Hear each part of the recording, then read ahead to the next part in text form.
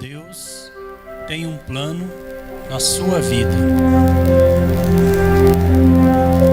O milagre que veio da fé. Uma garotinha foi para o quarto e pegou um vidro de geleia que estava escondido no armário e derramou todas as moedas no chão.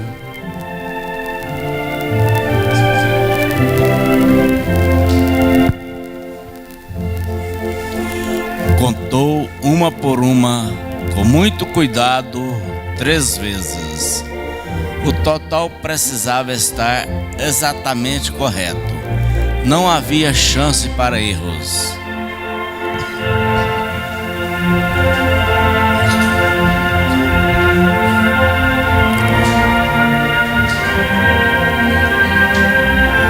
Colocando as moedas de volta no vidro e tampando-o bem, saiu pela porta dos fundos em direção à farmácia Rexal, cuja placa acima da porta tinha o rosto de um índio, né?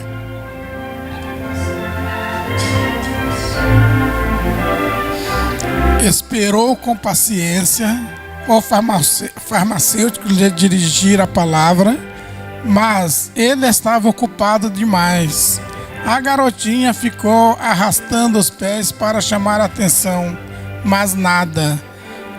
Pigarreou, fazendo o som mais enojante possível, mas não adiantou nada.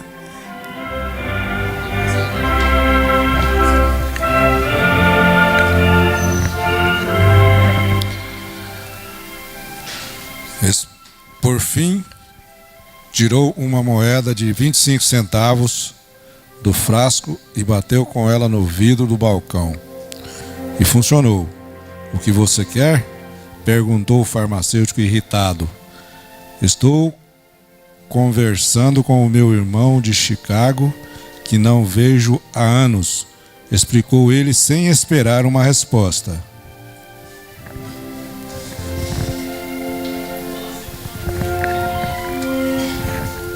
Bem, eu queria falar com o senhor sobre meu irmão, respondeu Tess no mesmo tom irritado. Ele está muito doente mesmo, e eu quero comprar um milagre. Desculpe, não entendi, disse o farmacêutico.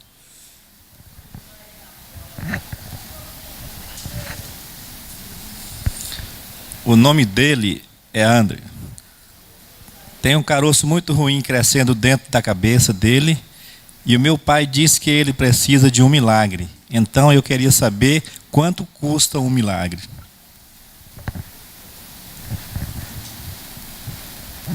Garotinha, aqui não vendemos milagres. Sinto muito, mas não posso ajudá-la, explicou o farmacêutico num tom mais compreensivo.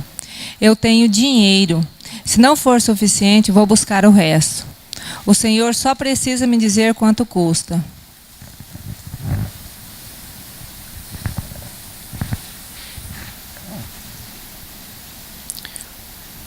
O irmão do farmacêutico, um senhor bem aparentado, abaixou-se um pouco para perguntar à menininha de que tipo de milagre o irmão dela precisava. Não sei, só sei que ele está muito doente e a minha mãe disse que ele precisa de uma operação. Mas o meu pai não tem condições de pagar. Então eu queria usar o meu dinheiro.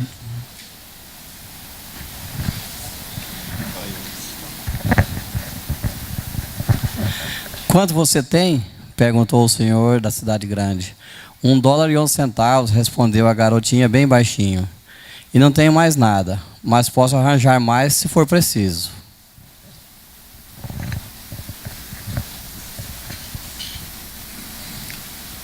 Mas que coincidência, disse o homem sorrindo. $1,11? O preço exato de um milagre para irmãozinhos.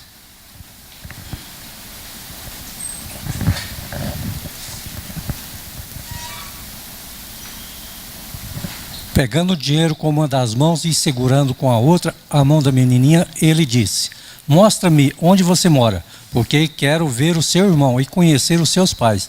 Vamos ver se tem o tipo de milagre que você precisa.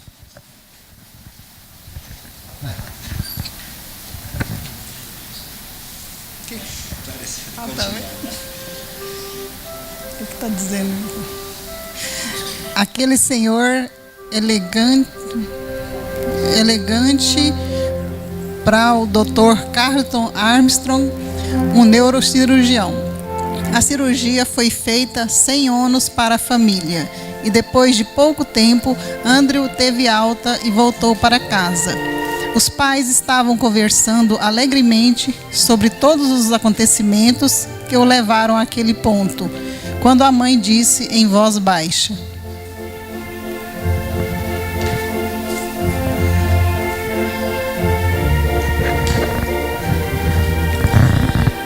A garotinha sorriu, pois sabia exatamente o preço, $1,11, mas a fé de uma criancinha. Em nossas vidas, nunca sabemos quantos milagres precisamos.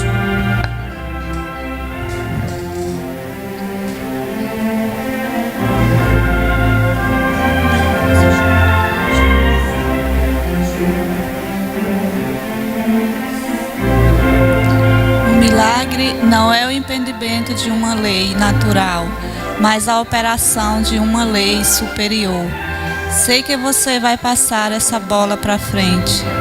Leve essa mensagem para alguém que significa algo para você, pois hoje é o dia do milagre dele. Se você está lendo esta mensagem, Deus tem um milagre para você. Tenha uma ótima semana. Sendo a luz para mais irmão. Falei, Maurinho, que quando a leitura da semana acabasse, as mulheres tinham chegado. Ó, não tinha nem uma mulher aqui até agora. Chegaram, viu? Pauta. Pô, a pauta do presidente aqui. Caso. O caso aqui só. Geraldo ali, ó. Pode. Coloca estabilidade gestante. A outra é previdência social.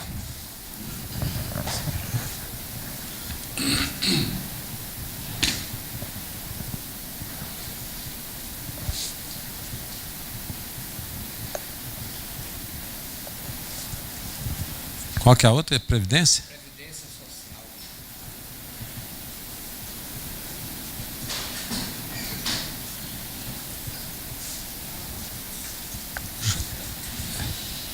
Galdino. Transportadora.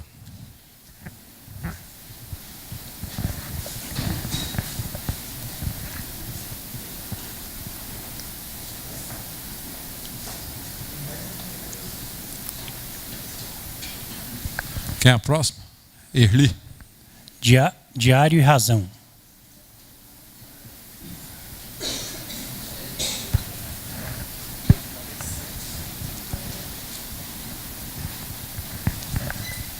Josino. Previdência Social Rural. Eu vou pôr você aqui com o Geraldo aqui. Tá?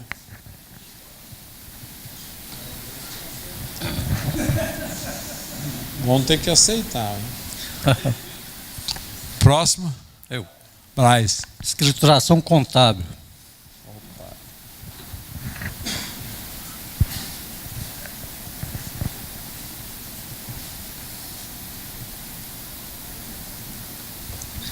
Só?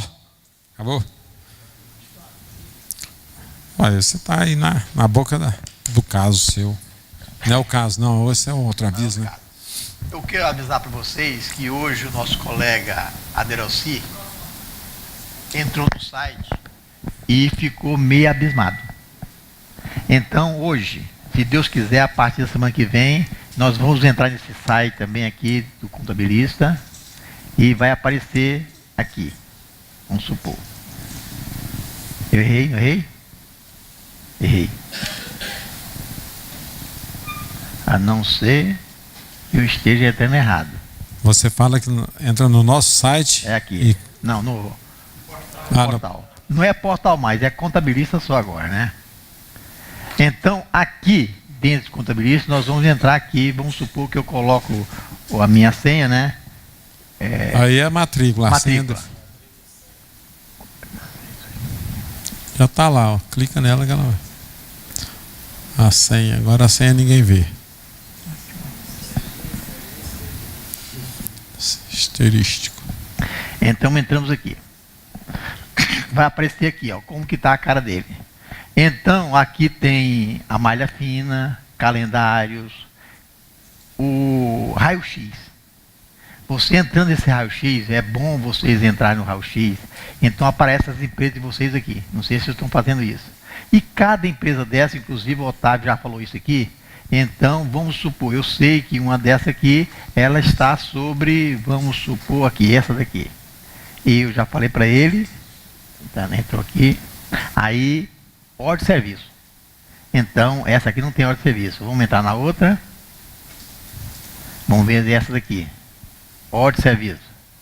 Ó, ela tem uma ordem de serviço que está em andamento ainda. Então, vocês olhando aí, você vai olhar e entrar aqui para ver as empresas que estão com problema de ordem de serviço. Vamos supor, eu entrei, né, numa firma minha aqui, que verifiquei que até hoje eles não recepcionaram o Sintegra. Se eu entrar nela aqui, e eu vou procurar pendência, né? E vou procurar Sintegra. Ó, não tem pendência aí, ó.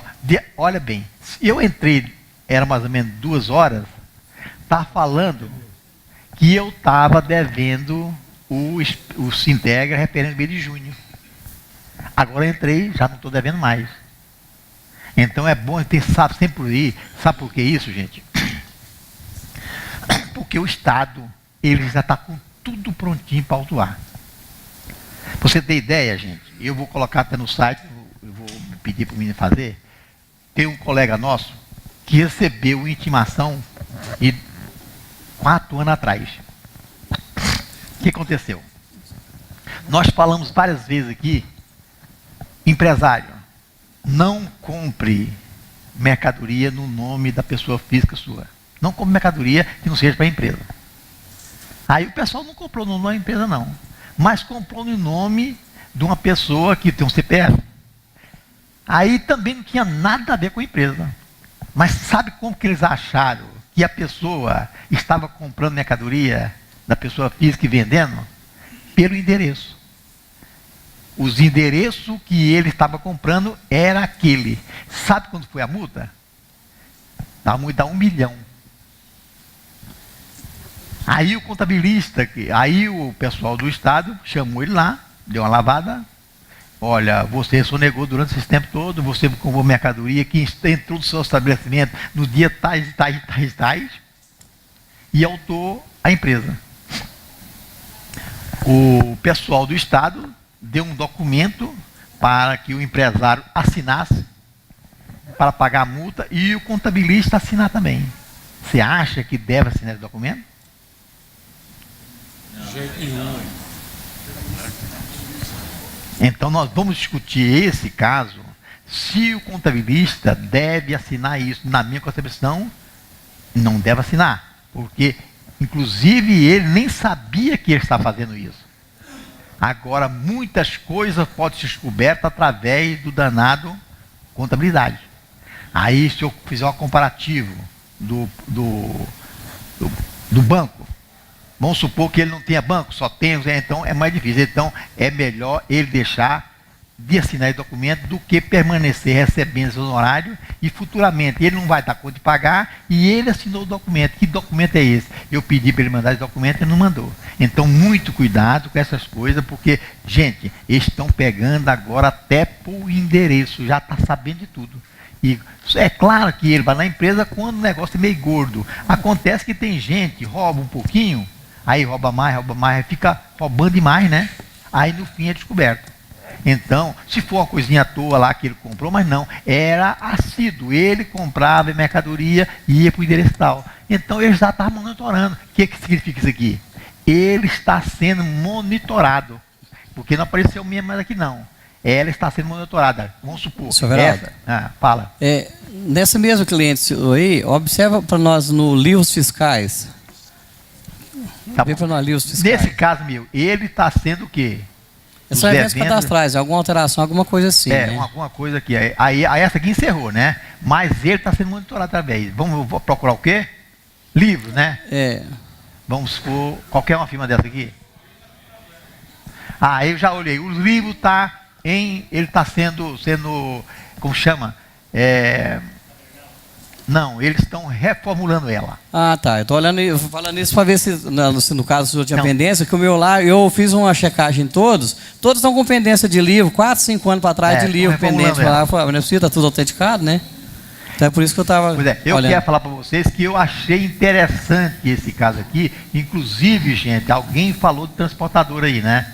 Então, o caso de transportador já tem alguma coisa a respeito de transportador aqui. Então, aqui, vamos supor, nesse caso de transportadora, o gerente transportador, através do parecer no Mutando Andando, de 12 de dezembro, entendeu que a transportadores enquadrados no Sistema Nacional, quando subcontratar com um prestador de serviço autônomo ou não inscrito no CNPJ, serviço de transporte, serão considerados substituto tributário.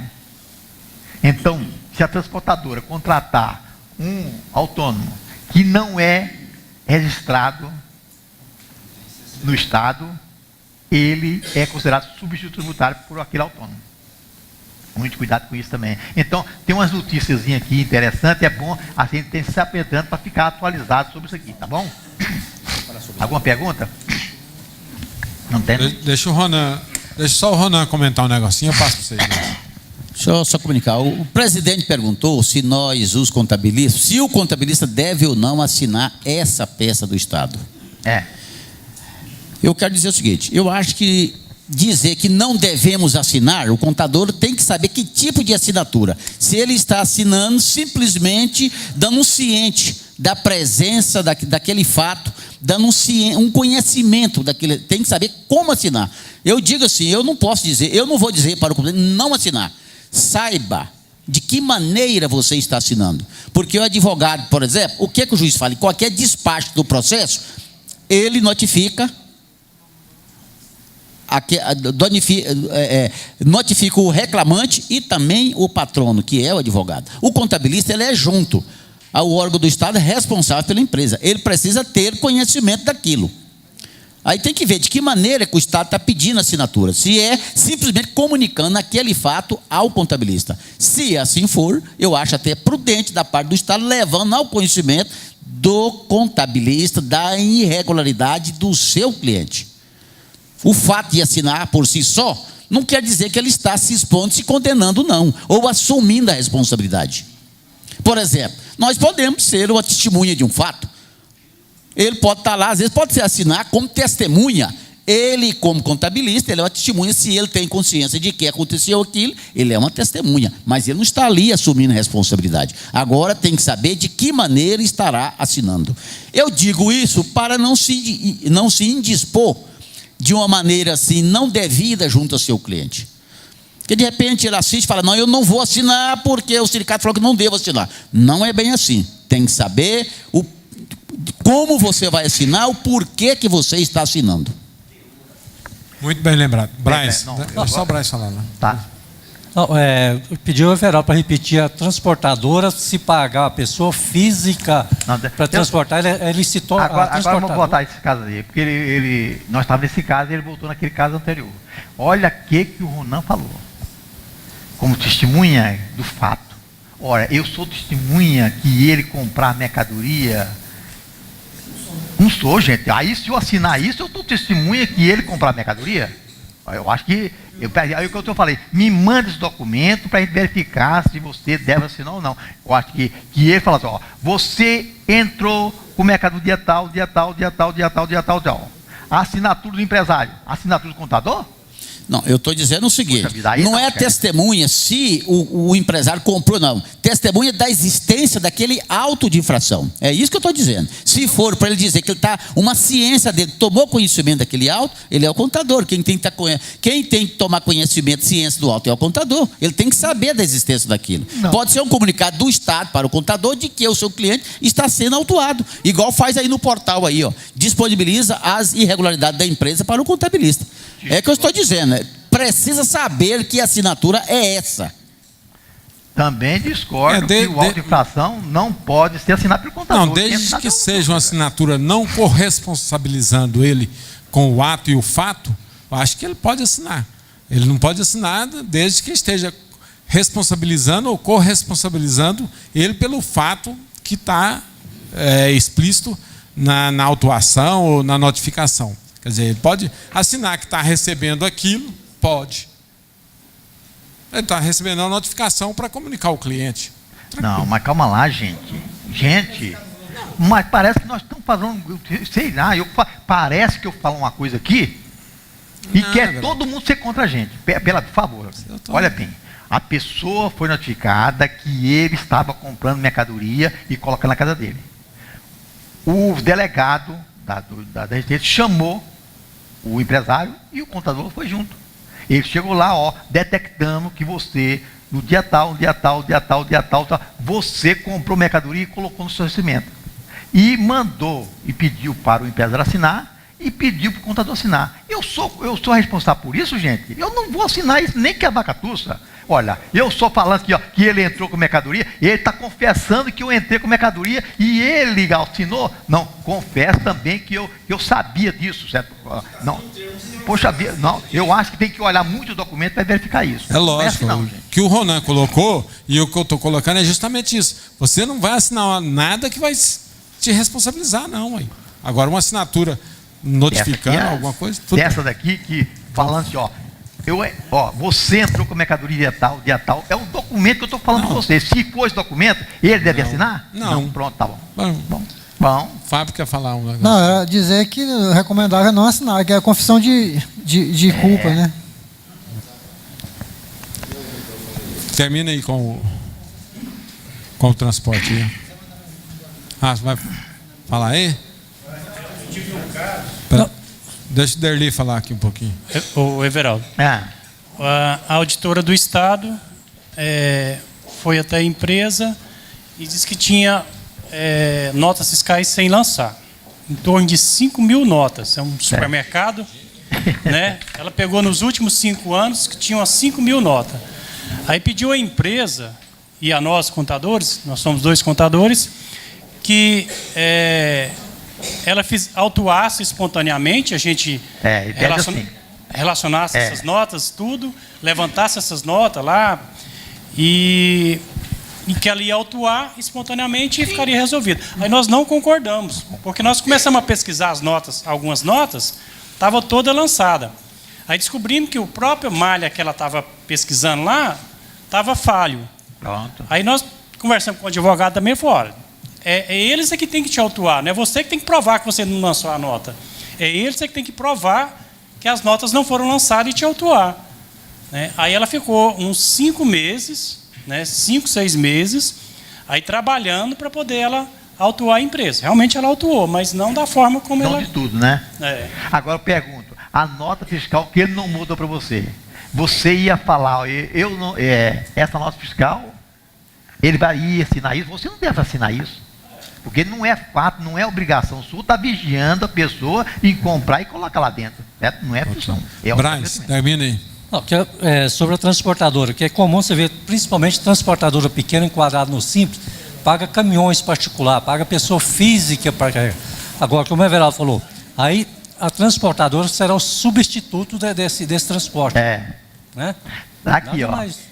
Assim alertamos as empresas para que deem o correto tratamento tributário a essas prestadoras, desde que a mesma, por força do artigo 13, parágrafo 1º, inciso 8, e da lei complementar número 123, se encontra fora de tributação desse regime tributário. Então, ele fica responsável por essas empresas que ele tomou o serviço e não pagou imposto. Pois é, mas eu não li isso aí não, mas eu entendo o seguinte, que a transportadora, quando subcontrata um outro, ela já pagou o imposto. Então ela vai ser substituto de um tributo que ela já recolheu, porque quando o subcontratado, ele não paga o tributo. Agora, se uma empresa contrata um transporte autônomo, aí sim, ele teria que ser o substituto. Porque o autônomo, aí é a empresa que contrata um autônomo para fazer o transporte, mas não uma transportadora que contrata um autônomo.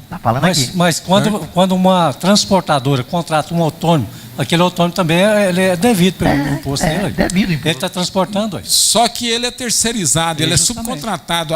A transportadora já emitiu um conhecimento de transporte, ao qual o autônomo vai transportar com o conhecimento dela, com o imposto pago.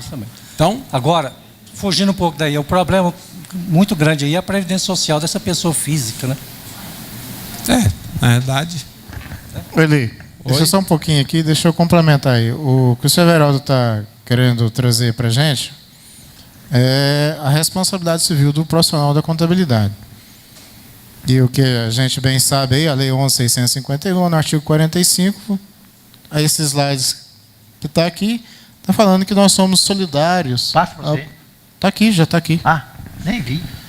São solidariamente obrigados ao pagamento do imposto devido, o contabilista. Esse inciso 12A aqui, ó, ele foi inserido pela Lei 17.519 de 2011, foi quando o Conselho estava em intervenção aqui em Goiás e nós fomos atrás disso daí. O Ronan também esteve presente lá, o Fábio também esteve presente. A gente correu atrás do deputado Daniel Mesac para que pudesse alterar isso aí, porque ele era o presidente da Comissão de Constituição e Justiça da Assembleia Legislativa. E, no entanto, quem nos atendeu foi o outro deputado Ademir Menezes, e que foi colocado esse parágrafo segundo aqui, ó, na legislação, para que pudesse nos salvaguardar, né? Mediante o devido processo legal. Nessa situação que o Severaldo está colocando, eu acho que não tem nada a ver com a parte contábil. Não. Tá? A parte contábil, nós não temos nada a ver com aquilo. Eu não assinaria e não assino. Porque eu só pego os documentos da empresa e oriento. Se ele fez isso, sem orientação minha, e não assino. Eu queria ficar com a palavra ainda, eu queria, se o Everaldo também pudesse atentar, que nós temos que fazer uma modificação também na legislação fiscal, através do ajuste CNF número 15, do CONFAS de 26 de julho. O que ele fez, gente? Ele veio alterar ali, criou o item 8, mercadoria nacional, né? Bem em uso com conteúdo de importação superior a 70%. Por que ele teve que criar esse item? Porque o dígito 3, ali em cima, ele tratava com bem superior a 40%, né? E aí ele colocou isso aqui, que é superior a 40% e inferior a 70%. Então estava faltando um item ali para como é que ficariam os produtos com um índice superior a 70% de importação. A partir de 1º de agosto, né? Essa configuração vai ficar desta maneira aqui agora. Já estou antecipando para vocês aqui. E nós temos que rever o programa, viu, seu Everaldo? Está aqui, ó, foi criado o item 8 aqui, ó. Mercadoria nacional, né? De conteúdo de importação superior a 70%. Criar mais esse? Criar mais esse agora. É agora, 26 agora, 26/7. Tá? Então, eu estou colocando isso aí para vocês, que pode ter essa situação, né? Para quem não recorda, ou está recordando aí, anteriormente nós tínhamos 0, 1 e 2, a origem da mercadoria. Depois veio a relação da CAMEX, determinou os algarismos 3, 4, 5, 6 e 7, e agora, recentemente, tivemos o item 8. E já tem norma técnica também da nota fiscal eletrônica que trata dessa situação já também prevista para que nós possamos fazer a inserção de dados nas nossas empresas, tá? Olha, outro aviso aqui, eu acho que importantíssimo, gente. Esse aqui é de... Não sei se eu estou tão assustado com esse treco aqui. Olha o que está escrito aqui. Comunicação sobre exclusão das empresas nacional.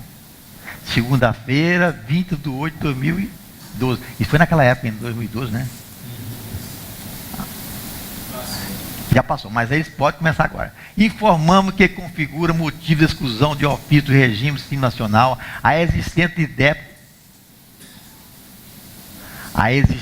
débitos com o Instituto Nacional da Seguridade Social e com a Fazenda Pública Federal, Estadual ou Municipal, cuja exigibilidade não estará suspenso, sendo que constatar o débito nessa situação pelo respectivo e a federativo é iniciado o processo de exclusão de ofício. A inscrição do débito em dívida ativa é condição. Comunica que estaremos iniciando o processo de exclusão de ofício das empresas de tal condição em setembro de 2012. Então ele está começando a fazer isso. Setembro de 2012 já passou, mas esse aqui está guardadinho até hoje, está na nossa... Lá naquele local que eles estão explicando, eles podem, cuidado, que eles podem vir.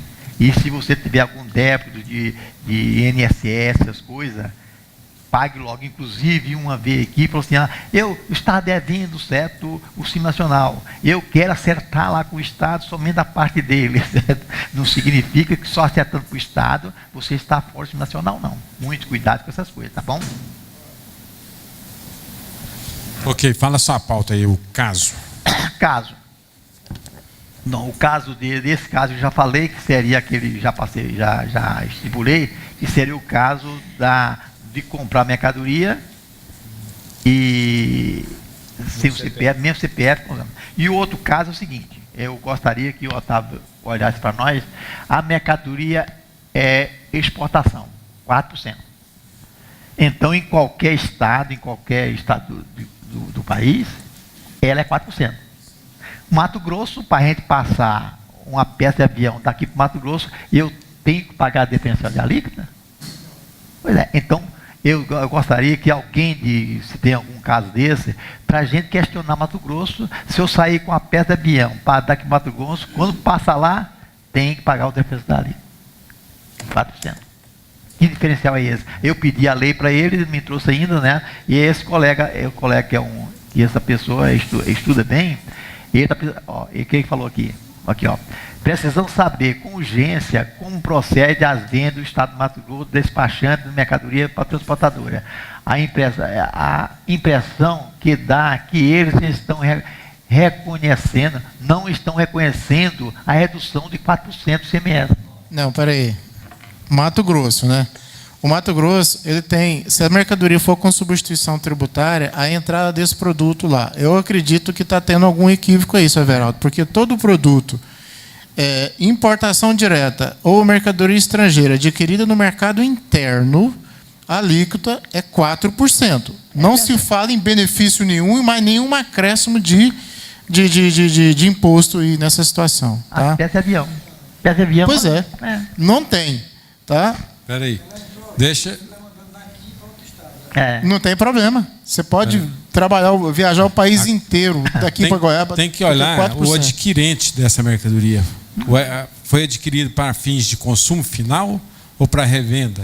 Não tem essa. Não tem assim, não. É porque se for uma pessoa física. É tudo 4%. Que adquire. Tudo 4%. É 4%. Espera, eu estou falando do diferencial de alíquota. Se for uma pessoa física que adquire de outro estado, vai 4%, o Estado tem já que recolher o diferencial de alíquota antecipado para acompanhar. Pessoa física. Agora, a pessoa jurídica que tem inscrição em outro estado, aí ela vai fazer o diferencial de alíquota posteriormente na apuração mensal dela. Essa aí é a circunstância. Não, calma lá. Eu vou dar uma olhadinha aqui, eu tenho uma matéria aqui, eu vou dar uma olhadinha. Só um pouquinho, deixa eu falar um negócio aqui. O Edson me passou aqui, eu até ia abordar isso aqui com vocês. O Edson, colega nosso aqui, gaúcho. Agora é gaúcho, né? É goiano com gaúcho. Pessoal, é uma coisa muito interessante para a gente, na nossa área contábil. A resolução 1445 de 2013 do Conselho Federal de Contabilidade. O que significa isso daqui, gente? Seria que vocês todos pudessem ler isso daqui. Eu vou no artigo 10º dela, que vai direto, né, naquilo que é. É uma decisão do COAF, certo? Que determinou que nós, contadores, deveremos repassar, vigiar, né, as operações das empresas. Pois é, agora eu quero ver como é que fica, né, o sigilo, nosso sigilo profissional, né? Então, eu já vou no artigo 10º dela, né? É o 10º, né? Que vem falando. As operações e propostas de operações nas situações listadas devem ser comunicadas ao COAF, independentemente de análise ou de qualquer outra consideração. Prestação de serviço realizada pelo profissional ou organização contábil, envolvendo o recebimento em espécie de valor igual ou superior a R$30 mil ou equivalente em moeda. Prestação de serviço realizada pelo profissional ou organização contábil, envolvendo o recebimento de valor igual ou superior a R$30 mil por meio de cheque emitido ao portador, inclusive na compra de ou venda de bens móveis ou imóveis que entreguem o ativo das pessoas jurídicas que se trata o artigo 1º. Constituição de empresas e ou aumento de capital social com integralização em moeda corrente em espécie acima de R$100 mil. Tá? Aquisição de ativos e pagamentos a terceiro em espécie acima de R$100 mil. Pessoal, e aí vai. Tá? O que significa isso daqui? O quebra de sigilo. Se os bancos não fornecem nem para a Receita Federal, por que nós, contador, vamos ter que fornecer? Se o Everaldo é bom de briga, eu sei que eu gosto dele. Dessas brigas. E agora, contador Everaldo? Agora é contador Everaldo. Hã? Ninguém falou nada. Tá bom. Como é que nós ficaríamos nessa situação, gente? Tá. A 1445 do Conselho Federal de Contabilidade, tá? Aqui seria assim... Essa é a lei? É resolução do Conselho Federal. Mas que conceito banana é esse? Não, pela multa. Pois é, aí foi longe. Aí o que acontece? Eu ia ver se o cliente conseguir o apoio do Conselho Federal. É o Conselho Federal, olha lá, ó. Resolução do Conselho Federal. Não, mas vamos ler, deve estar enganada, não? Não, senhor. Então vamos fazer o seguinte, pessoal. Vocês que estão reunidos aqui, eu convido vocês a fazer uma leitura dessa resolução e a próxima semana a gente abrir um debate sobre isso daqui. Tá bom? Exato. Super bem fiscalizado agora. Não. Eu não entendi essa super fiscalizada. Não, a responsabilidade nossa, cada vez complicando mais. Não, me parece que... Não, parece que ele falou foi super bem fiscalizado. Super fiscalizado. Super fiscalizado. Eu falo que é super subjugado. Não tem. Então já está subjugado a lei do COFAS, que é a lei do COFAS que é o COFAS? É o COAF, né?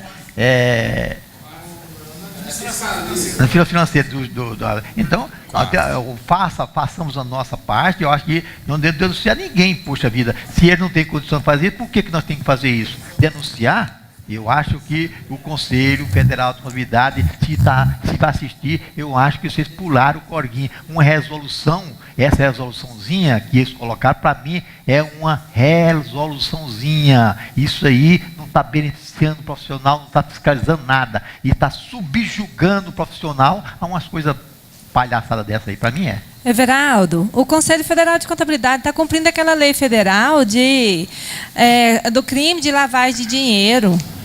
Essa lei saiu ano passado, a 9.612. Deixa eu ver que eu tenho ela aqui.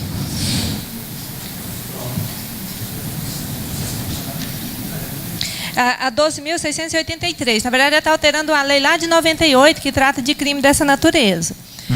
Então, tem os conselhos que estão responsáveis por regulamentar essa lei. E o Conselho Federal saiu na frente. Ele regulamentou primeiro, já cumprindo essa determinação dessa lei do ano passado. Na minha concepção, se é para denunciar, se roubou um centavo,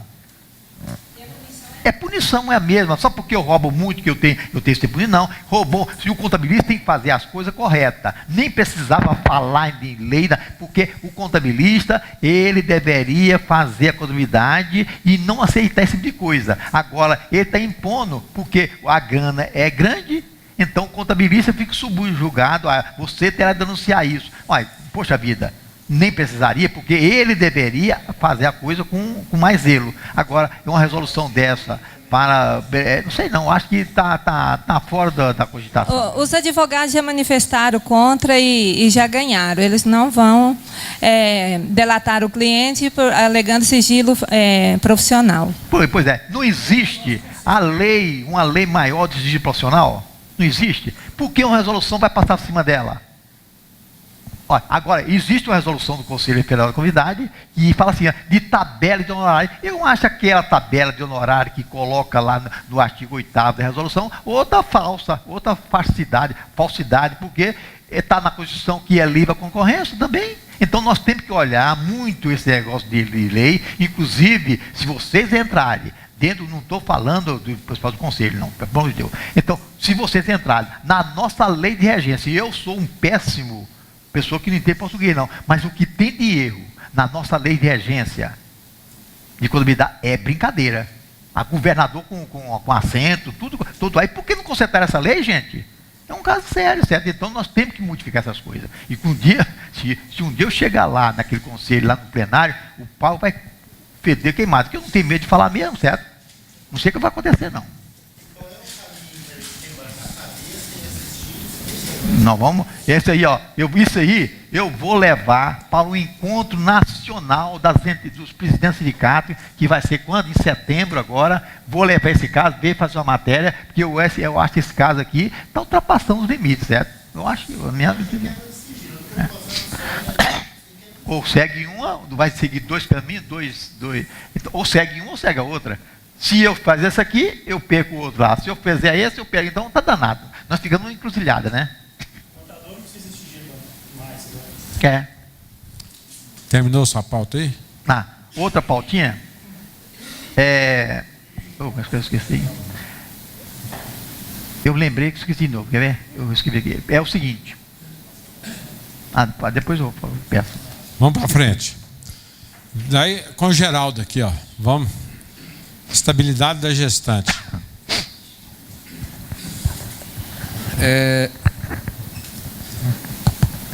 Sobre a estabilidade da gestante, eu vou falar aqui, ver se está correto ou alguém me ajuda. Pela Constituição Federal, a estabilidade da gestante, a partir do nascimento do filho, é 150 dias, correto? E só que o salário maternidade, pago pela Previdência, só 120 dias. Que são 4 meses de salário maternidade, mais a estabilidade dá 5 meses, 150 dias. Aí depois mais a estabilidade que tem das convenções, né? Convenções. Uhum. Então eu estou correto? O Daíra aí comenta para nós. Correto. A estabilidade é de acordo com as convenções, né? Não tendo previsão nas convenções, fica de acordo com a CLT, que é o 30 dias, com 120. Aí. Não, é porque o salário, é porque a gente pode, eu estava até equivocado, que o salário maternidade é 120 dias. Agora a gente não pode misturar o salário maternidade com a estabilidade. Não. São coisas diferentes. Tranquilo. 120 dias volta a trabalhar. Deixa eu dar aí. Só um comentário aí. Quanto à maternidade, 120 dias é o período normal. Agora, mediante atestado médico, ela pode ser prorrogada até mais 2 semanas. Em relação à estabilidade, é só lembrando que a estabilidade no contrato por prazo determinado acabou, não existe mais. Correto. Só isso. E o Geraldo foi bem claro aí. A Constituição fala 5 meses. O Geraldo falou 150 dias, considerou 30 dias. Então é isso aí. Corretíssimo. Vamos com você ainda, então, Geraldo. Deixa o Ender. Passa o telefone para o Ender. Levanta. Nessa estabilidade de 150 dias, ela voltou com 120 a trabalhar. Eu posso já dar o aviso, ela vai cumprir 30 dias ou não? Na estabilidade você não pode dar o aviso. Não. Certo? Não. As convenções prevê isso. Não, mas aí não avisa, aí você está mandando embora. Não, tá certo, bem colocado. Você pode dispensar. Dispensar pode, de uma vez indenizando pode. É o caso aqui que eu fiz as contas e programamos para poder fazer a rescisão da menina no final de agosto. Só que aí eu tinha esquecido dos 5 meses. Eu estava pensando só nos 120 dias, mais 60 do sindicato. Aí agora o que vai acontecer? Ele vai ter que indenizar todo o aviso e mais um período de estabilidade. Estabilidade. Corretíssimo. Bem com você ainda. Vamos lá para a Previdência. Agora, a Previdência, eu quero fazer a pergunta. Quando eu entrei lá com a certificação digital, que a empresa deixou de recolher umas previdências sociais lá de 2010. Então, quando eu entrei lá para verificar as pendências, para fazer a GPS, lá estão dizendo, parece que mais ou menos o seguinte, que aquela irregularidade não pode ser mais, não pode regularizar, aquela pendência não pode ser regularizada mais espontaneamente. É porque foi para a dívida ativa e como proceder agora para regularizar isso? Você sabe alguma coisa a respeito disso? Está lá que aquela pendência não porque na realidade é o seguinte, todas as pendências que existem dentro da CLT ou da Previdência lá, se não estão em processo de parcelamento, elas estão aptas a ser corrigidas através da GFIP. Pode ser ou recolhidas.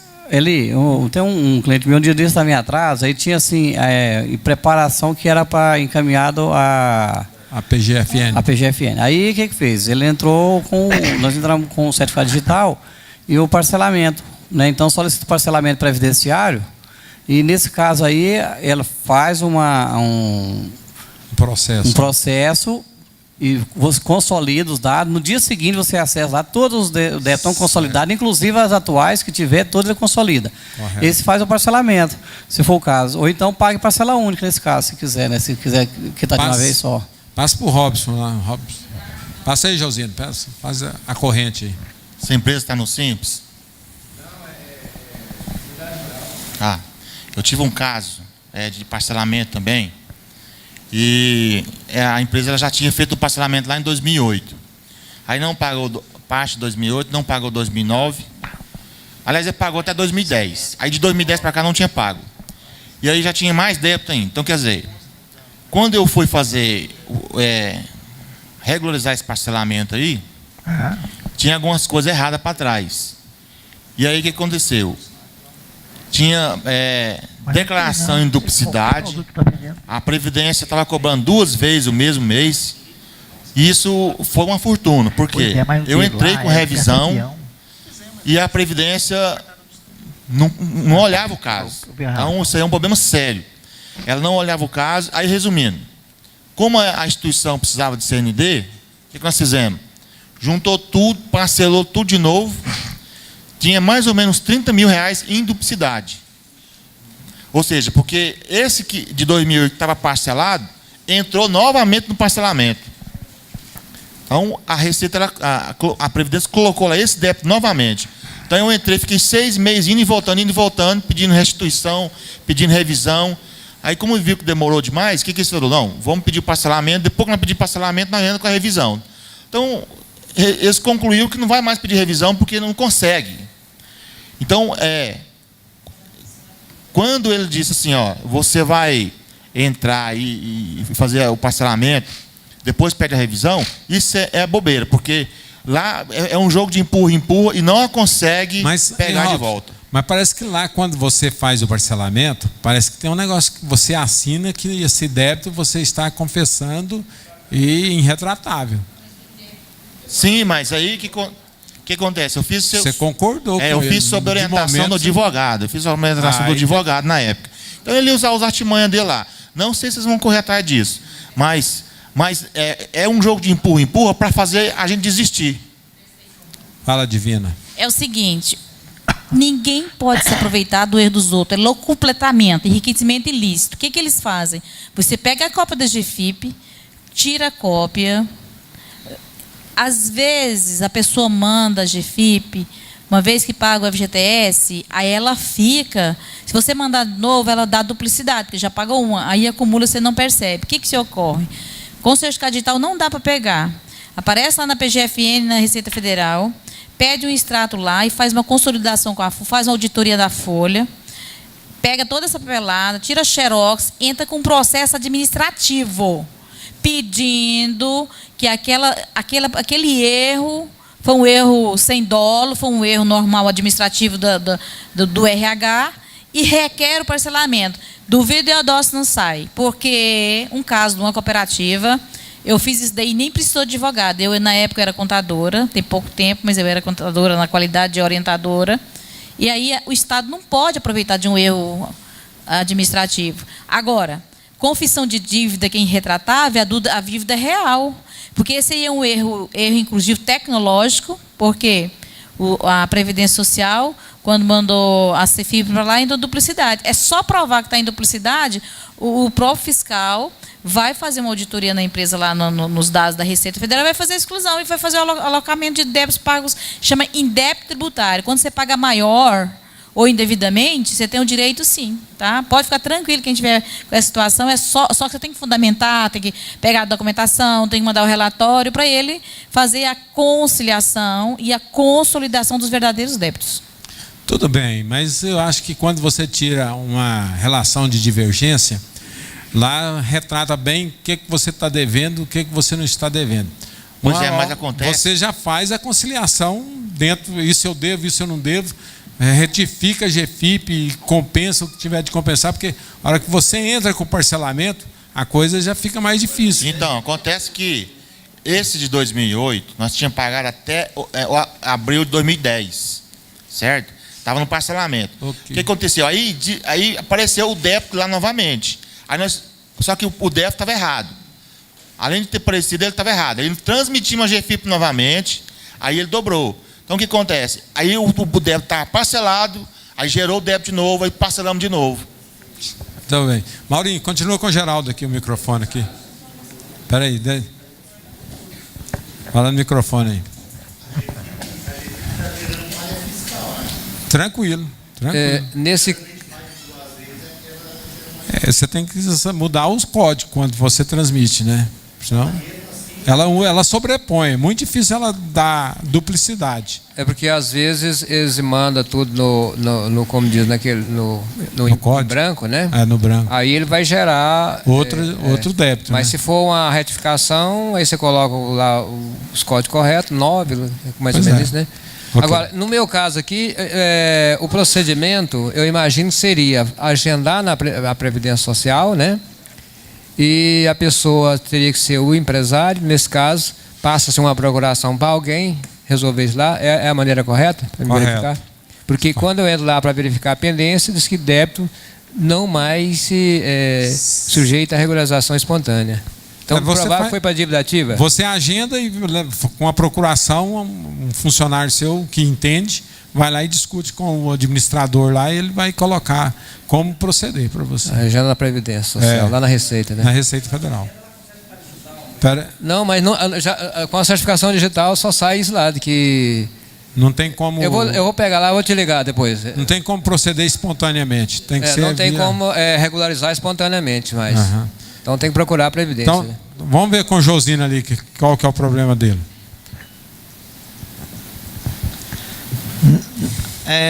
Na empresa comercial, quando uma pessoa física presta serviço para uma pessoa jurídica, a gente coloca ele lá na folha de pagamento e paga o INSS. Na contabilidade do fazendeiro, é uma pessoa que roça o pasto lá para ele, por exemplo, aí ele pega um recibo. Você acha que esse recibo a gente tem que colocar ele na folha também ou não? Na realidade, eu acredito que a Previdência, por ser talvez um serviço eventual, mas ele está muito semelhante a que um peão ou um agregado, um funcionário faça. Para ele aceitar esse serviço como autônomo, sem registrar esse funcionário, o INSS tem lá as suas precauções, entendeu? Porque é atividade fins. Ele vai roçar um pasto ou vai fazer uma colheita, é atividade fins do empregado, do empregador rural. Agora, se por acaso você quiser fazer, o procedimento é esse. Você lança o recibo, faz a retenção até o limite do teto e faz as devidas e recolhe. Mas você fica sujeito a uma fiscalização e tem que pagar a parte da empresa. Que nesse caso do trabalhador rural vai pagar 2,7 ou 2,3, né? Parece? Mas eu creio o seguinte, na hora que lançar ele lá na GFIP como autônomo, automaticamente o sistema já vai calcular a parte patronal. Isso aí... Não, no caso o patronal, o rural, não sei, né? Mas ainda fica faltando o terceiro. Não sei, vai ser 2,7. Ainda fica faltando o terceiro. Não, pois é, o 2,7, que já vai incluir tudo, que é a parte patronal. Pois é, nesse caso aí. E reter os 11% do prestador, até o limite. Interessante até registrá-lo, que fica mais barato o tributo. Não, mas isso aí é eventual, é uma vez por ano, geralmente, bateção de pasto, um mês, 2 vezes, então eu creio que é normal, porque você pode emitir ou fazer um RPA também para o pagamento autônomo, né? Ou a pessoa física para outra pessoa física, só não tem condição de reter os impostos, né? Agora, no caso do empregador rural, ele tem um SEI. Então, ele pode sim jogar ele lá na GFIP e recolher, não precisa nem restar na folha de pagamento, só na GFIP. Só para constar que houve pagamento naquele mês, aquele eventual. O zelo é importante, mas queira arriscar, eu não sei. Logo. Olha o Everaldo perguntando. Esse negócio do RCI, quem colocou no programa foi a gente que colocou isso lá, RCI. Agora você falou RPA. Eu falei RPA porque, na realidade, o RPA, ele praticamente foi extinto com a criação do RCI, né? Mas hoje ainda se usa muito, inclusive vende-se RPA em papelaria, se quiser. Então a gente fala mais um RPA, porque hoje todo mundo conhece RPA. Mas quando eu vou tratar do assunto com um cliente meu, eu falo, o RPA hoje mudou para RCI. E eu aliás, não tem um modelinho. Não, né?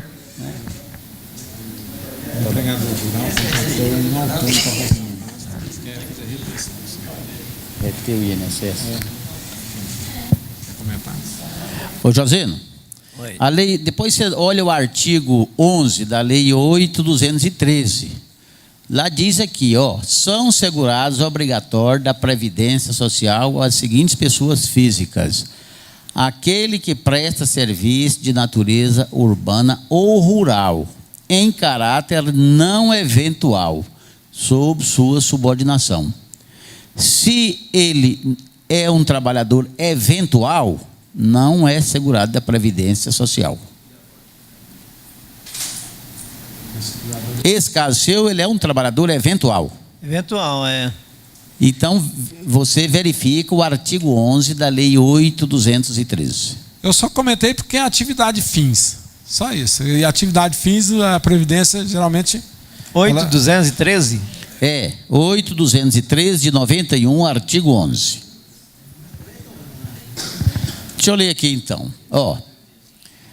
São segurados obrigatórios da Previdência Social as seguintes pessoas físicas, como empregado.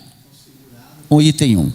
Letra A. Aquele que presta serviço de natureza urbana ou rural à empresa em caráter não eventual, sob sua subordinação e mediante remuneração. É aquele que já preceitua a CLT na subordinação da prestação do serviço. Este é segurado. Ele não é segurado, se não for eventual. Então verifica para nós, depois se tem assim no caso de contratação de serviço autônomo, na própria lei. Aí pesquisa para nós, por favor, autônomo. Que vai ter esse, quando você contrata, quando você contrata um trabalhador autônomo, ele é eventual. Né? Um autônomo é eventual. É a mesma coisa se eu contratar um motorista para fazer um frete, também é um autônomo.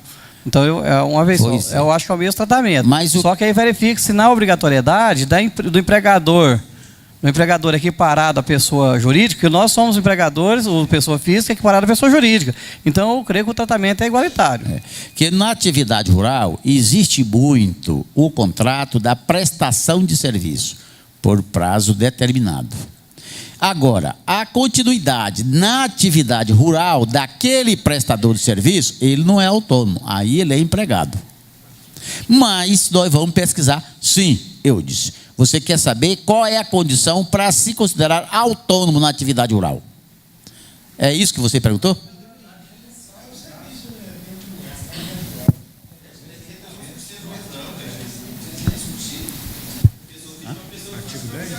Artigo 11. 8.213. 9.1. Ok. Comenta aí, Adair.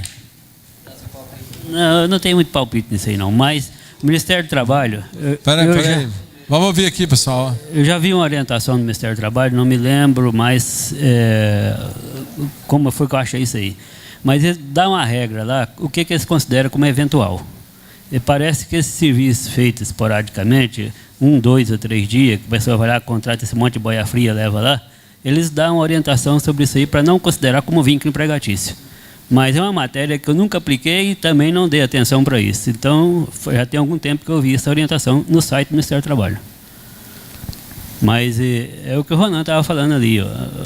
Porque igual você comentou também, boia fria, um punhado de gente. Exato. Aí já tem a associação, a cooperativa. Isso, a orientação dele é a seguinte, que esse pessoal não há necessidade de considerar como empregado. Também não dei atenção porque não tinha interesse nisso. Eu também. O Ronan, a lei aí é 12 ou 13? 8.213. 13? 13 não é do custeio? 8.213. 12 que é do... 8.212, não é? É do regulamento. Tem 812 também. A 12 é as normas, a 13 é do custeio. Passa o microfone para o Dailton aí, deixa eu ver o que ele quer comentar ali para nós. Essa retenção aí de prestador de serviço para a atividade rural, não tem que reter os 11% deles, não. Isso eu acho que eu tenho perdido. Inclusive, eu faço assim, muito livro caixa para médicos. Uma vez eu fui tentar colocar eu como autônomo lá, a GFIP nem aceita. Lá apareceu lá assim, incompatível com o empregador, não sei o que lá mesmo, sim, eu não retém os 11%. Não. A GFIP, eu já tentei fazer isso, já eles não deu incompatibilidade. Porque o 8 mais então, o 2,7 é menor do que 11. Inclusive o colega, só tem um fundo de garantia. O colega aqui estava falando da questão assim, mas é comparado à jurídica. O médico também, ele tem um SEI, tem o consultor, ele é comparado à jurídica. É a mesma atividade, eu sou empregador rural. Você viu, não? Eu acho que reter os 11% e recolher os 20% aí, está jogando dinheiro fora. Não, tanto os 2,7% como os 11%, eu acho que não tem essa obrigatoriedade. Só se for mesmo vínculo empregador. Se ele comprovar o vínculo trabalhista, aí você vai contratar normalmente. Na realidade, eu até estranho você comentar assim, porque o empregador rural ele é equiparado à empresa. Se ele é equiparado à empresa, a legislação permite fazer a retenção dos 11%. Talvez você tenha entrado num... Para atividade rural, eu nunca tentei, mas para pessoa física, inclusive atividade médica, eu já tentei fazer... Mas tinha SEI?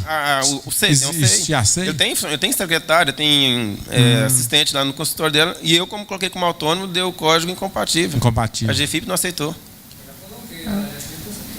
O meu não aceitou, não. Ok, então vamos ver isso direitinho aí. É só isso aí, Josina?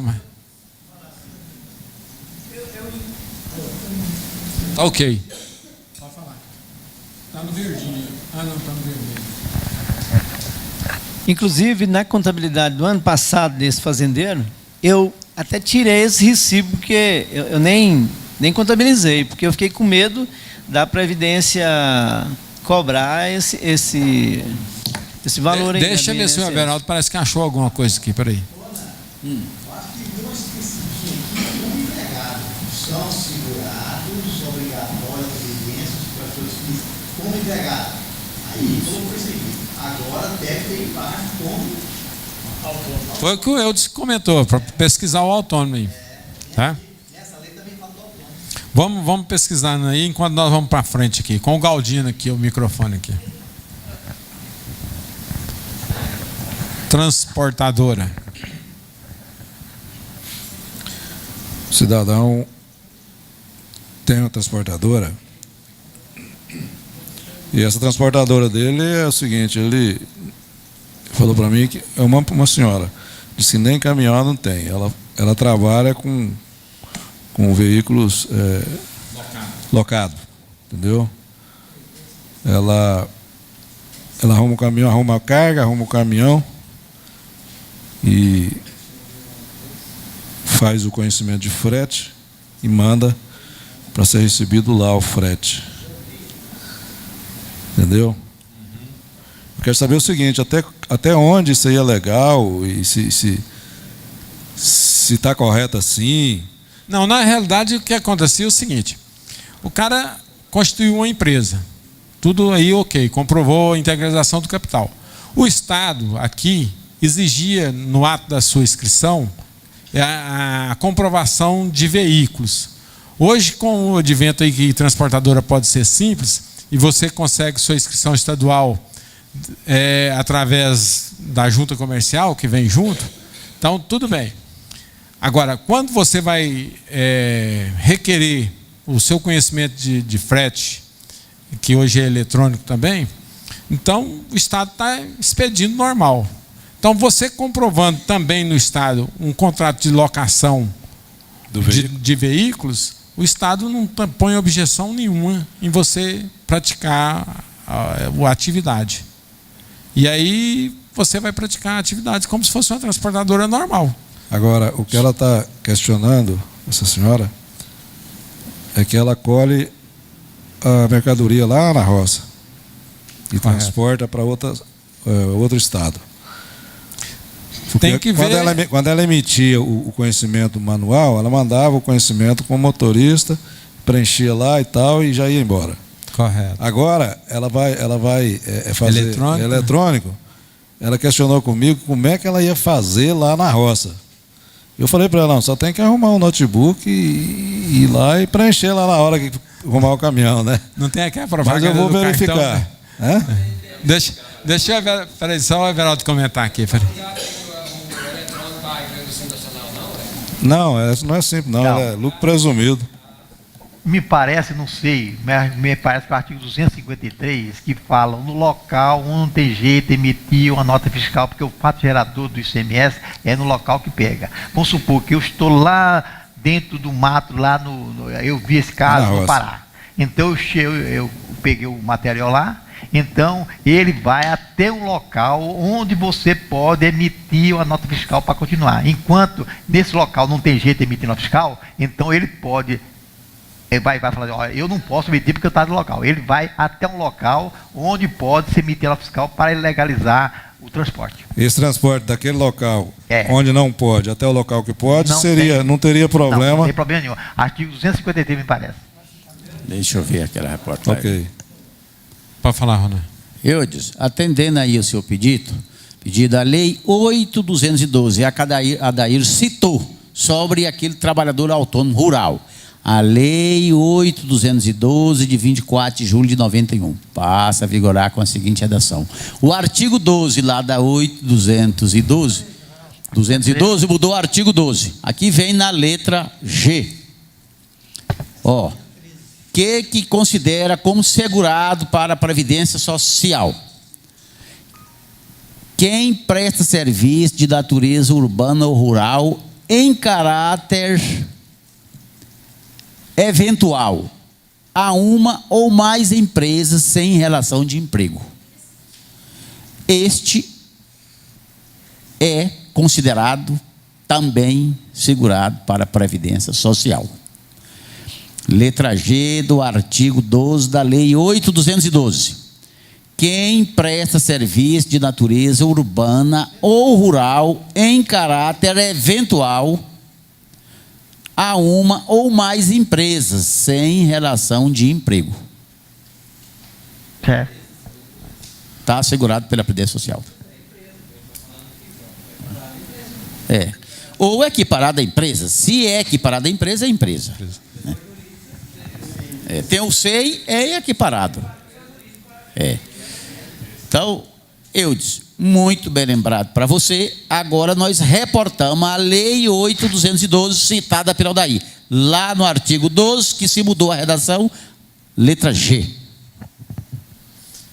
Ok, mais algum comentário sobre isso aí? Porque nós estávamos falando disso aí, passou para o transporte voltou para isso aqui, não acabamos com o negócio. Transporte aí, José, o Galdino, ficou resolveu, certo aí? Acho que é tranquilo. Ficou tranquilo? Transporte aí, José. Nesse caso que, por exemplo, a transportadora não tem veículo, aí ela vai fazer um contrato com o proprietário do veículo. O proprietário pode ser uma pessoa física. Pode. Agora esse contrato, porque vai ser serviço eventual também, mas tem que ter um contrato para... Geralmente você faz um contrato anual mensal, né? Certo? Desde que seja mais ou menos o valor de mercado também, não pode ser um valor irrisório. Aí vai o pagamento para esse autônomo vai cair naquela situação da Previdência Social, não é isso? Não, porque aí a alocação do caminhão é ganho de capital, né? Sim. Não, o motorista, no caso aí, o motorista é da empresa, da transportadora. Simplesmente o proprietário do caminhão está alocando o caminhão para a empresa. Não seria o recolher e jogar na GFIP, parece que era 32% desse frete? Não, agora é o mesmo 20%. Você pega o valor do frete sobre 20% até o valor tal. Olha, eu não tenho certeza, eu já li a respeito desse assunto. O aluguel de bem imóveis não descaracteriza mesmo que você colocar um motorista. Tem um artigozinho, uma resolução da Previdência Social que pode considerar como locação de bem imóveis, mesmo o caminhão que coloca o motorista também. Nessa sessão, é bem melhor. Exato. Não. É aluguel de bem imóvel, acabou. É porque nesse caso aí, vamos supor, quando o caminhão não é locado, e geralmente quem loca esses caminhões, geralmente o caminhão está no nome da esposa, ou está no nome do sócio, essas coisas assim. Agora, nesse caso de você contratar, aí está mudando a legislação. Você pode contratar o agregado, ou seja, o terceiro. Só que aí, nesse caso, se entrar a questão da substituição tributária, você já vai ter que fazer a substituição tributária reter. Não, mas só do Simples Nacional. Então, nesse caso, a transportadora está pagando locação. Agora, se fosse uma empresa contratasse o frete dele, aí que cairia na Previdência Social. Uma empresa que não seria transportadora. Ela contrata um frete do autônomo. Aí ela vai considerá-lo como um autônomo. Aí vai fazer todos. Se o conhecimento de frete for um valor alto, vai ter o IR, vai ter o 11%. Beleza. Certo? Só que o 11% é sobre 20% do valor. Por enquanto ainda não, mas parece que é 1º de agosto que foi aí, Otávio? Conheço 1º de agosto agora. Pois é, mas só para quem apura o lucro presumido, o lucro Simples Nacional também? Eu acho que é para toda transportadora, porque o lucro presumido há muito tempo. Porque uns falam que é, outros falam que não é. O lucro presumido há muito tempo. Geraldo mesmo falou que não é. Mas o conhecimento eletrônico é muito melhor do que os outros. Gente do céu, nota fiscal eletrônica era bicho, né? Agora hoje é a melhor coisa que tem. Você vai falar para o empresário, é muito melhor caro, do que nota eletrônica, nota fiscal eletrônica é só o SF, que aí também o cara tira aquilo lá, já sai a fita, a redução Z lá e pronto, né? Vamos ali com o Derli ali agora. O Erli, aliás. Não, é Derli mesmo. Derli. Vamos contabilizar aí. O homem que faz o Diário Razão faz contabilidade, hein? Minha dúvida é simples, mas eu tenho que concluir o Diário Razão até 31/7 para passar para o outro contador. A minha dúvida é só, imprime o livro, encaderna desse período, de janeiro a julho? O correto é esse, né? Porque aí você vai assinar o fechamento, vai fazer o balancete. Tem que fechar. Só que você não precisa fazer balanço, não. O balancete você tem que mandar, certo? É porque está transferindo. Agora você tem que Geralmente nessas transferências, às vezes pode ser conhecido, amigo, sei lá, ou concorrente, mas não precisa guardar raiva. E ele usar o mesmo sistema seu, pode dar até o backup para ele. Damos o backup. Eu já pensei nessa possibilidade, mas não tem. Você dá o backup para ele, fala, seja feliz, meu filho. Não é amigo, não é colega. Não. É lucro real. É lucro real. Não, é presumido e lucro real você não pode fazer isso, não. Não. É só para alertar. Lucro real não pode fazer. Aí é apuração sua. Gerar arquivo e mandar. Não pode. Você não pode trocar de sistema. Tem uma normativa do DNRC que trata disso daí, tem um SPED também.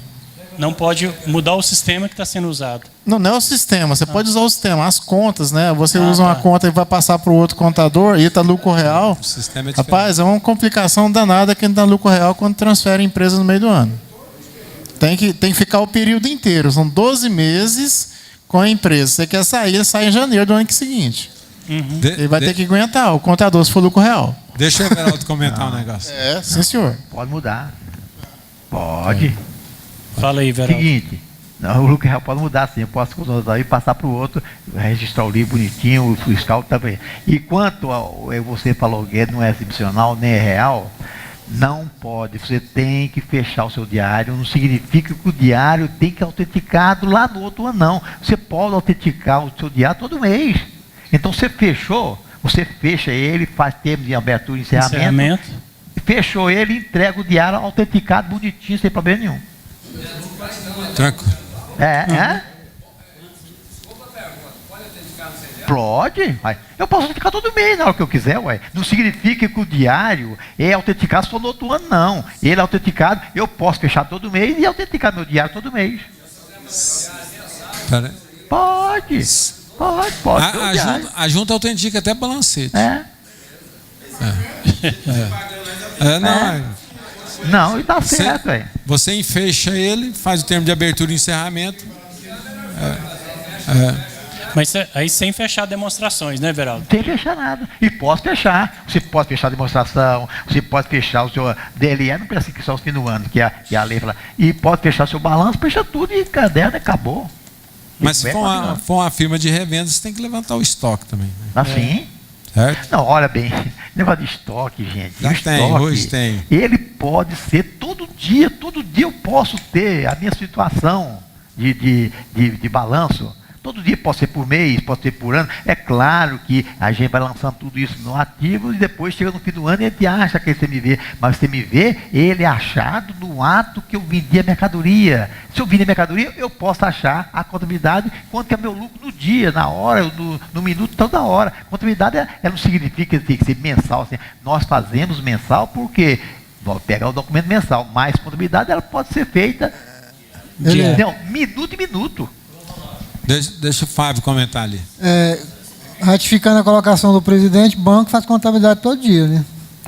Outra coisa ali, colocação do presidente também, com relação à alocação de veículo motorista. No site da Receita tem uma solução de consulta número 88, acho que é de 25 de agosto de 2011. Locação de veículo com motorista optante pelo Simples Nacional, retenção. A pessoa jurídica optante pelo Simples Nacional, que realiza atividade de locação de veículos com fornecimento de mão de obra de motorista, não se sujeita à retenção da contribuição previdenciária de 11% sobre o valor bruto da nota fiscal, fatura ou recibo de prestação de serviços, a que se refere o artigo 112 da IN 971 de 2009. Ótimo. Interessante isso. Hein? Solução de consulta 88 da Receita Federal. Mas a maioria das transportadoras prefere contratá-lo como autônomo mesmo. Porque, vamos aqui, lá com o Braz. Lá, eu paro na minha. Depois faz mais lá. Deixa o Braz quer saber escrituração contábil.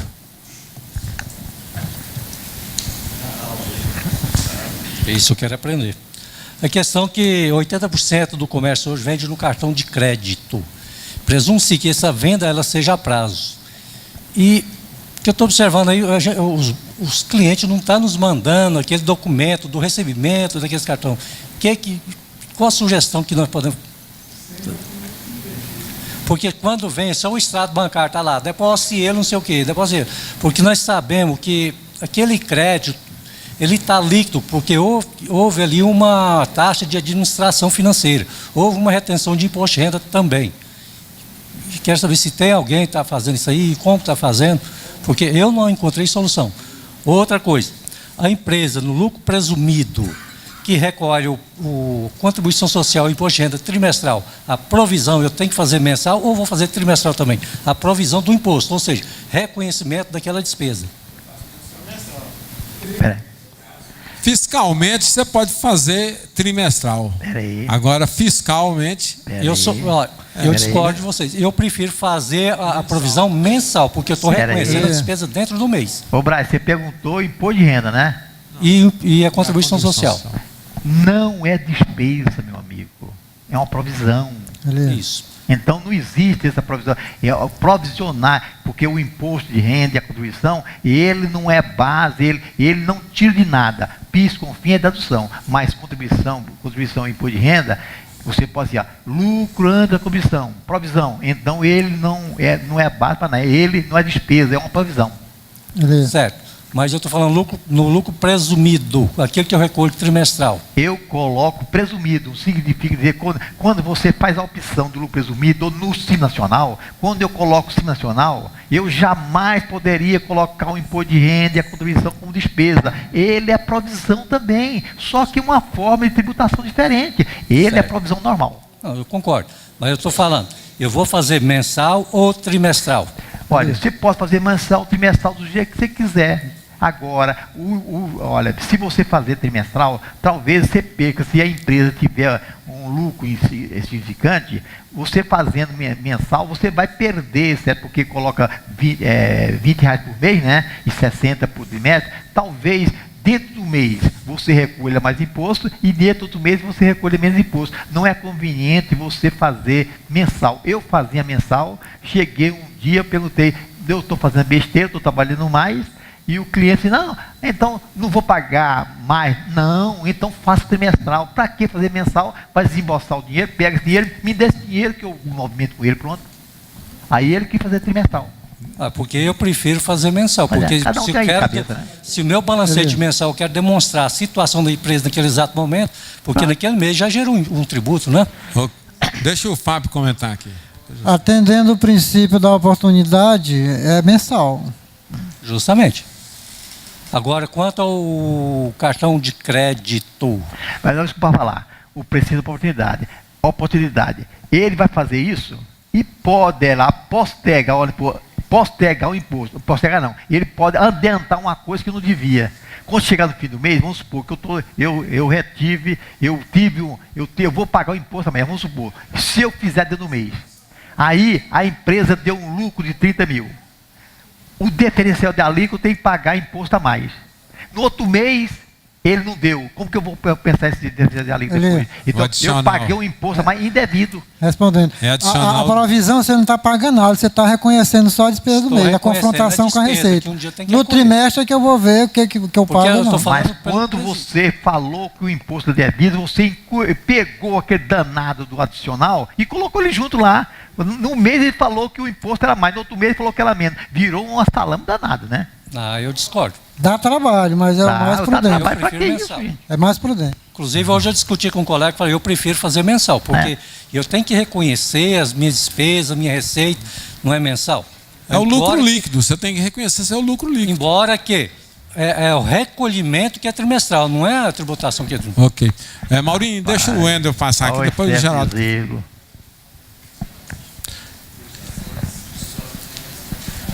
Eu também tenho esse mesmo problema que o Braz está tendo a respeito do cartão de crédito e mais uma questão da conta bancária, que essas empresas pequenas dão uma deslizada na conta bancária todo mês. Como que faz isso? Isso aí está sendo um grande problema no escritório. Meu amigo, para fazer certo, você sabe como que faz, né? Agora, se está errado, como que eu vou fazer? O certo, vendeu o cartão de crédito, colocou. Então, você vai lá, coloca no ativo, cartão de crédito. Cartão de crédito, a venda de mercadoria. Automaticamente, esse cartão de crédito, a venda de mercadoria, ela não entrou no caixa. Ela foi para uma conta do ativo seu. E esse controle do pagamento, quem faz é você, vai e coloca no banco. Você vai baixando de acordo com o que está lá. Agora, se ele não manda sua conta bancária, é praticamente impossível você fazer esse controle. É correto fazer mais ou menos assim, Everaldo? Eu vi lá na conta bancária dele recebimento de cartão de crédito. Eu pego aquele valor e faço o lançamento dele em cima da conta bancária, esse recebimento? Não, porque você não fez o lançamento anterior. O lançamento anterior você devia ter feito como? Vende mercadoria a cartão de crédito. Aí você vendeu a mercadoria e passou a ter o cartão de crédito para você receber futuramente. Você só pode baixar aquilo lá se você recebeu. Se você recebeu, automaticamente você coloca banco, né, a cartão de crédito. Então, você tem esse cartão de crédito que você justifica lá no ativo, justifica a sua venda. Se você não justifica o seu cartão de crédito, não tem nada para receber de cartão de crédito, como você vai justificar o cartão de crédito? Tem que justificar pela venda. Muita gente coloca no caixa. Coloca no caixa e depois faz. Aí coloca no e-mail. Está errado, porque você não entrou dinheiro no caixa. Se ele for verificar, o caixa não entrou dinheiro. Entrou no cartão de crédito. A forma melhor que tem é orientar o cliente a fazer uma planilhazinha. Fazer uma planilha, deixar. Bom, só Clarice. comentando, eu tenho essa situação bastante lá no escritório. Aí o que a gente está observando agora? A gente tentou melhorar o máximo possível.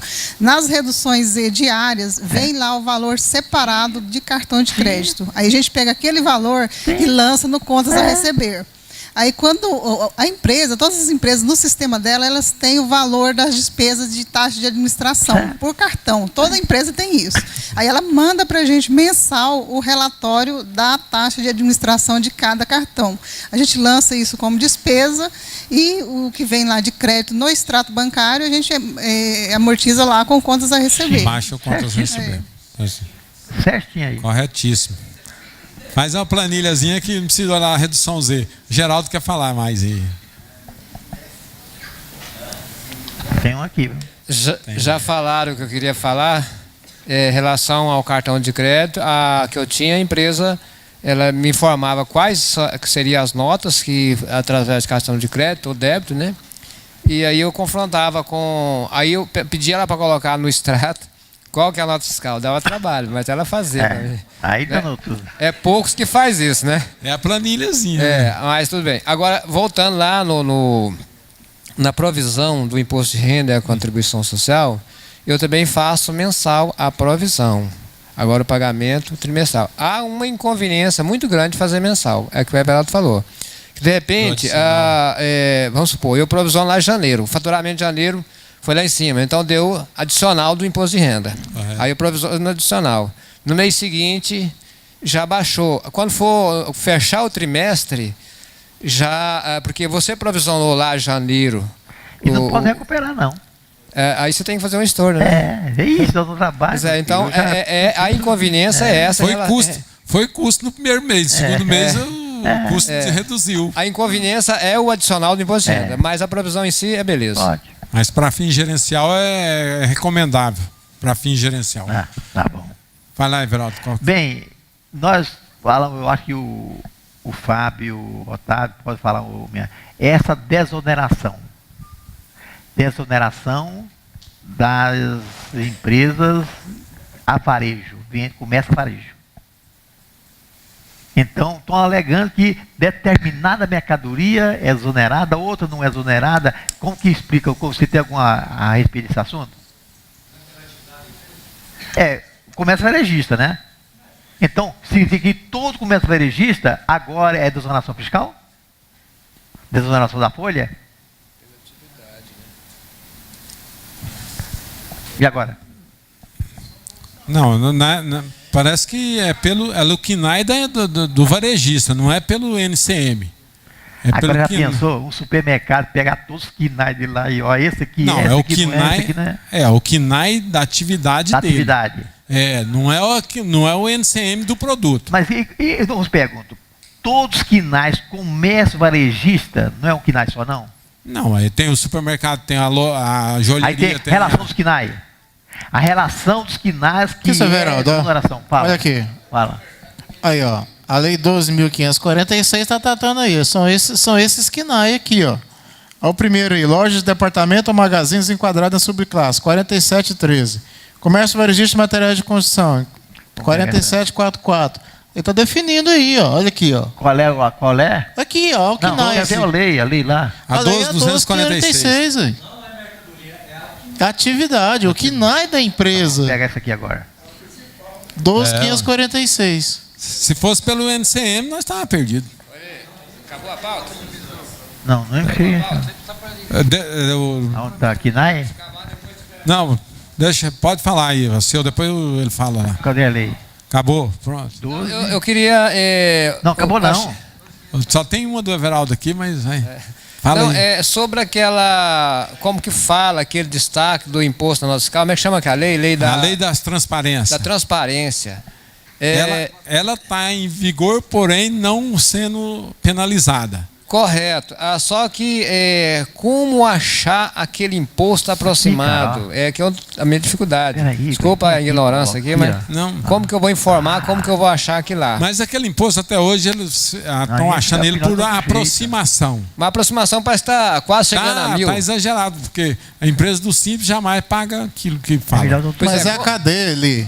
É a cadeia, é a cadeia do produto. Desde a indústria até ali naquele local que você está vendendo. Exato. Como calcular isso?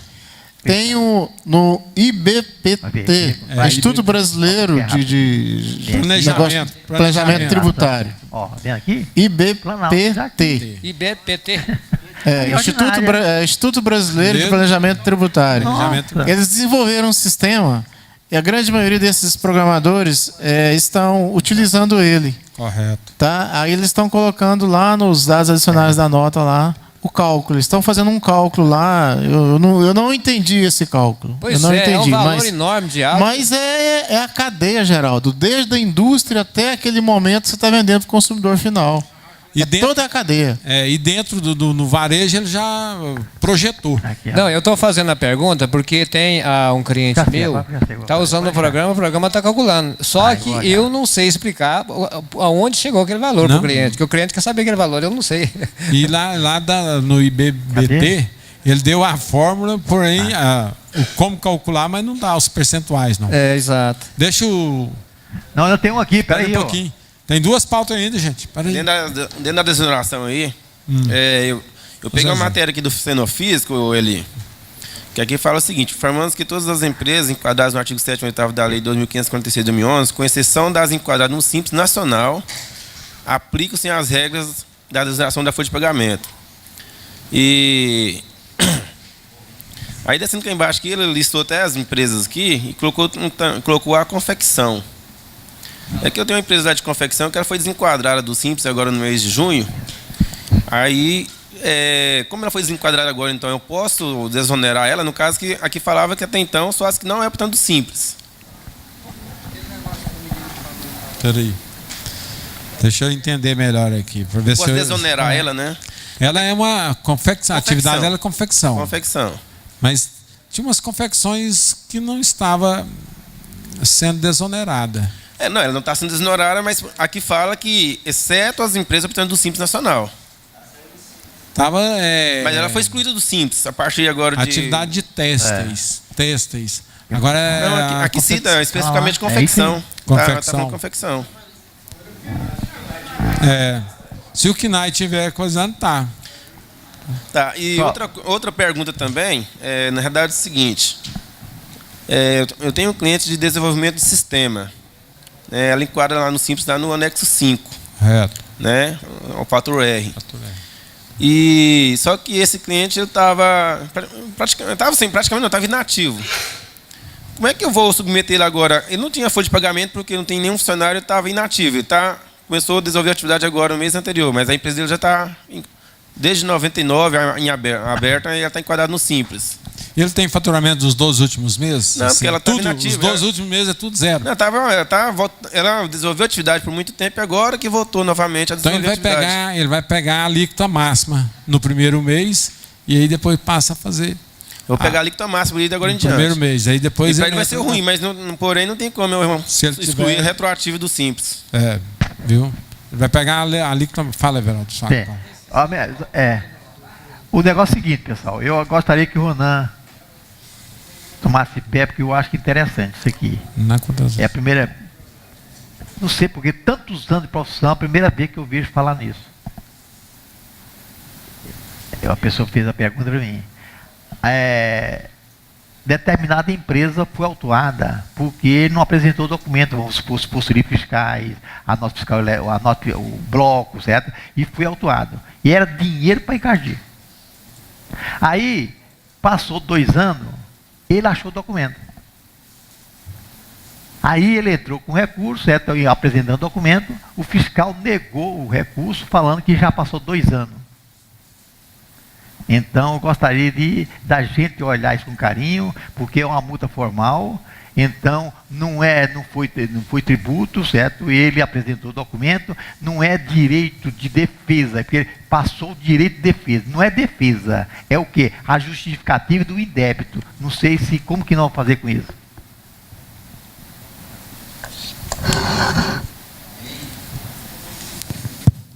Veraldo, aí tem que verificar o seguinte: se ele foi autuado, foi notificado a apresentar as contestações, as suas razões, e perdeu-se esse prazo. Não, ele perdeu o prazo, não. É porque ele não tinha documento para apresentar. Aí correu. Aí passou 2 anos, ele achou o documento que foi o pivô da autuação. Ele foi aí o fiscal falou indeferiu o pedido dele, porque tinha passado 2 anos. Então, ele não está defendendo, ele está o quê? Provando que aquele débito não existia.